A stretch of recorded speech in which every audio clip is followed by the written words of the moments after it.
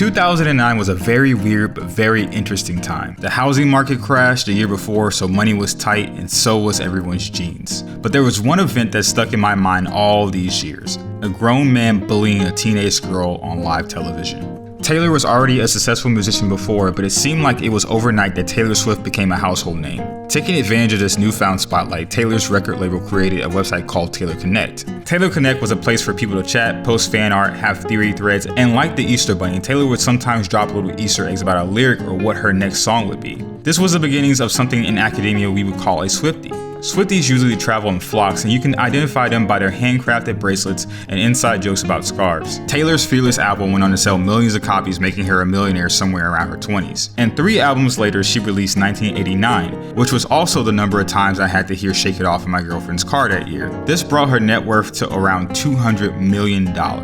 Around the same time, resident bully Kanye West dropped his album Yeezus. Begging for attention for his next album, Kanye decided to once again attack Taylor with a line in his new song. This sparked a huge upset, with Kanye's wife at the time, Kim Kardashian, releasing an edited phone call saying that Taylor approved the lyric and calling Taylor a snake. Instead of fighting back, Taylor just disappears for about a year. I guess she still had some bad blood.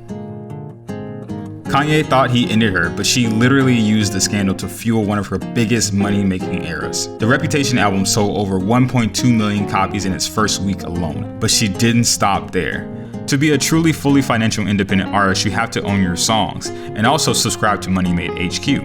When Scooter Braun bought her masters, Taylor took back control the only way she could, by re-recording her life's work on her own terms.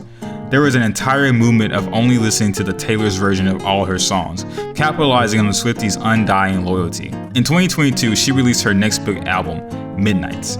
But what is an album announcement without a tour announcement? The Eras tour was over 3 hours long, spanning her entire career with all of her popular songs.